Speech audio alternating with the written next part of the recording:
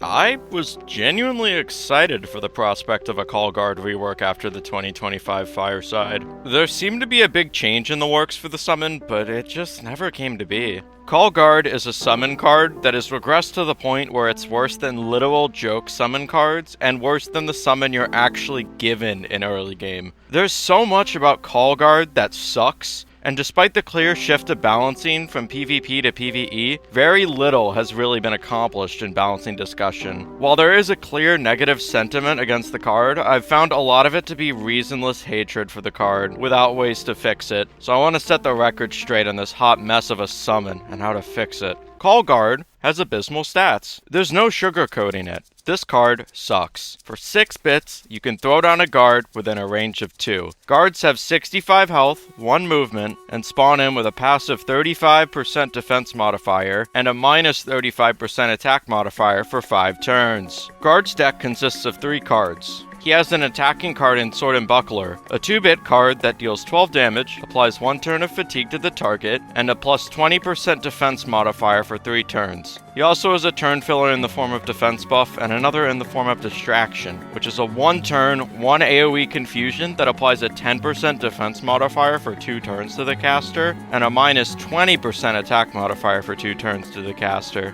It also gives the caster 10 enrage for 2 turns, lowering guard's max health ratio by about 14%. Call Guard is also void, meaning you can't use recursion cards to bring it back, and therefore you only get 3 uses of Call Guard in most battles. With all of these stats in front of you right now, you're probably thinking, well, Guard has tools to draw aggro to itself, gain defense, and deal damage. Surely it's at least serviceable.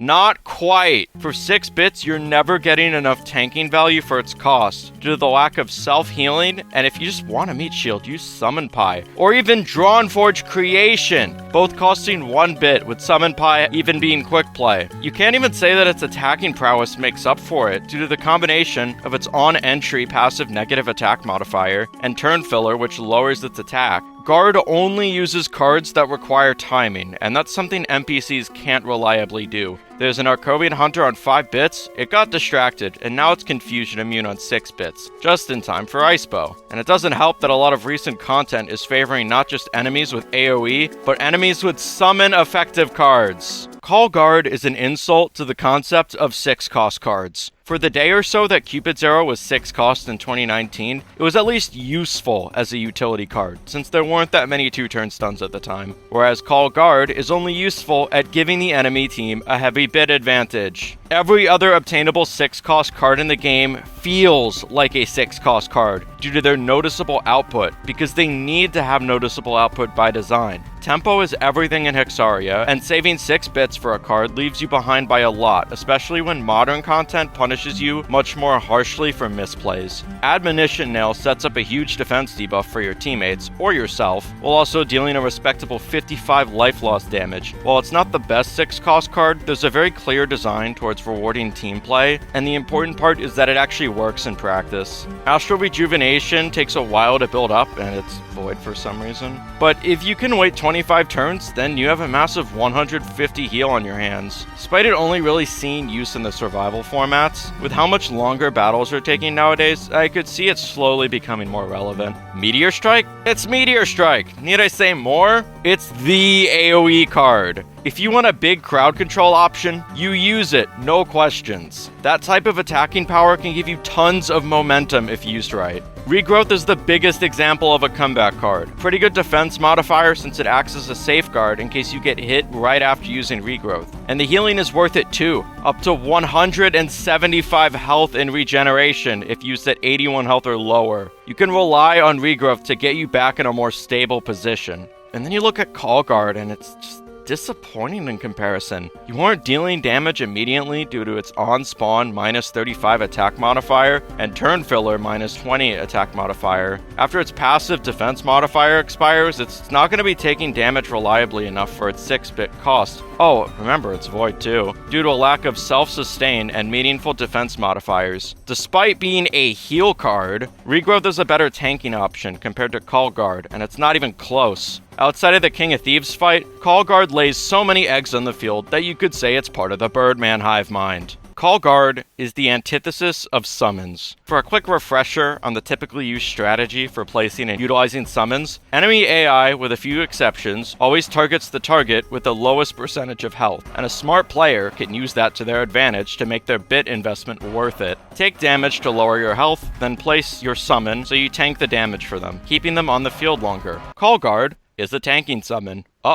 Because of this, the three common scenarios of Call Guard tend to be as follows. Scenario 1. Guard is spawned in with the player/players having health amounts below max, and Guard lays an egg for the whole fight. Scenario 2. Guard is spawned in with the player/players at max health. Guard uses distraction to increase its max health and gain aggro. It takes damage which it can't heal back naturally, and it dies. Scenario 3. Guard is sustained with health cards to keep it alive, and at that point just cut out the 6-bit middleman and wall the enemies yourself. Look at all of these useful defensive cards that you, the player, can use. You can actually do a much better job at tanking by running a defensive deck and then using a more DPS summon like Mercenary or Fire Spirit for your damage output. Call Guard is one of the few unique summons that aren't lumped into the place it and go category. As we've said before, Call Guard is an investment summon. You need to keep it alive so it can tank enough for its cost. So I think it should also be judged through the perspective of an investment summon. Fortunately, we actually have another investment summon to compare it to. Zombie. The first sign of a good investment summon are some supplementary cards to go along with it. If you can make a deck around your investment summon with cards that are specifically designed to help them out, there's a clear design behind investing in it. Do you want to know how many supplementary cards Call Guard has?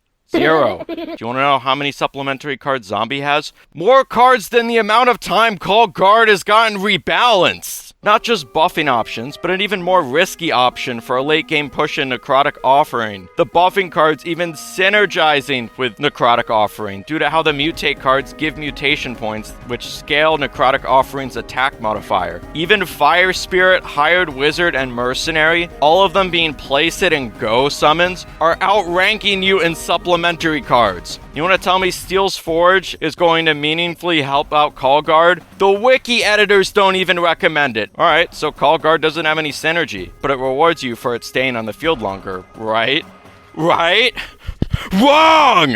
Call Guard is actually punished for staying on the field. 6 cost void card, by the way. For more than 5 turns, as it loses its passive plus 35% defense modifier. Meanwhile, Zombie gets not just 1, but 2 benefits for staying on the field longer. First off, it gets residual regeneration. While it's only 1 regeneration, with how long battles are nowadays, that regeneration effect can actually matter. A little known tidbit of Zombie is that it has Uppercut and both Smack cards, which means if it ever has time on the field to pull a Smack or a backhand smack, it now has a 1-turn stun in its back pocket. Zombie is what Guard wished it could be. An investment card with clear supplementary cards, noticeable rewards for letting it stay on the field longer, and even self-sustain! Psst.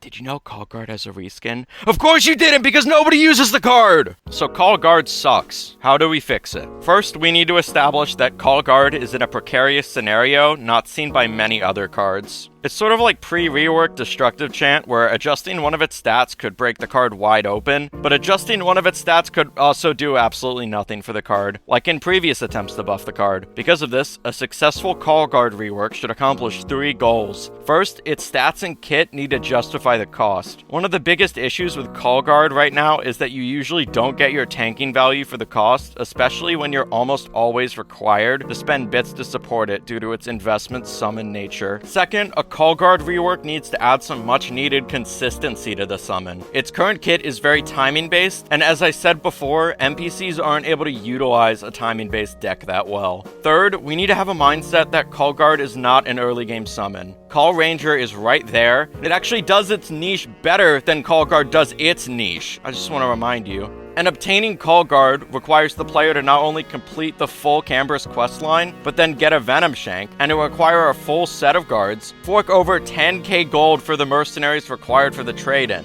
To combat this, I propose 2 potential reworks for Call Guard. One will keep its gimmick of tanking, the other will turn it into an entirely different summon. First off, the rework that will keep its niche the same. For the actual card, Call Guard's rarity turns into ultra rare as it always should have been. For the unit, it's a little more complicated. Guard loses Distraction and Defense buff, but gains Iron Defense and Old Bandage, the reskin of Makeshift Salve that the worst Nikolai uses. Its cycle will be primarily Iron Defense and Sword Buckler with Old Bandage thrown in. Most, if not all, of Colguard's nerfs were due to the PvP emphasis and balancing at the time, and Hexaria is past that. We're in an era where there's a clear PvE emphasis in balancing, mostly seen by how power creep is welcomed by the community now, instead of being looked at as, will this break PvP? A slow regeneration heal is much more reasonable than the instant 20 heal Guard had before, as you'll have to wait a little bit for the heal to pay off. As for Iron Defense, there's already 2 other summons who give your team defense buffs, and Guard's thing is tanking, not being a support summon. Iron Defense is self-only, which means that Guard can actually utilize it to protect itself better. I'm pretty sure that it wouldn't nullify Guard's movement due to how fatigue works, but somebody may have to fact check me on this. If so, just add a conditional so that Guard doesn't get the fatigue, I guess. Distraction being removed solves a lot of headaches, most notably giving him AoE pathfinding when he really doesn't need it, and causing enemies to get confusion immunity when you don't want it. Also, the Thinkers sort of have a bit of a hatred for confusion, so, jingling keys, I guess. This makes Guard the defensive summon it's intended to be, where it can sustain itself a little bit, but not too much, and actually deserving of the Void subtype it gets. Second, the rework that will change Guard's playstyle. Call Guard's cost is decreased to 4, but its range is increased to 3. Guard's health is decreased to 30, but its passives have been completely changed to be a plus 25 in rage for 3 turns, and a plus 25 defense modifier for 3 turns. These stats are completely adjustable, as it's more of a rough draft of the concept. Also, Distraction will be changed to give confusion to a single target instead of an AoE, so that it doesn't have AoE pathfinding anymore that ruins it. Optionally, this rework of Call Guard could be unvoided, and here's why. It makes Guard a meat shield that rewards you for timing a good deployment if you need a distraction, instead of being a bulky wall. And its lower cost makes it more versatile than it was at 6 bits. It also gives Summon Pie some competition. Would you rather spend 1 bit to redirect a little bit of damage, or 4 to redirect a lot of damage? Obviously, this would require the Guards in the King of Thieves fight to have an entirely different set of passives, but I consider this to be a non-issue, as it's very likely just a few stats being moved around behind the scenes. Overall, Call Guard has been in a bad spot for years longer than other cards, due to a multitude of factors, and I hope you see now why it's as bad as I claim it to be.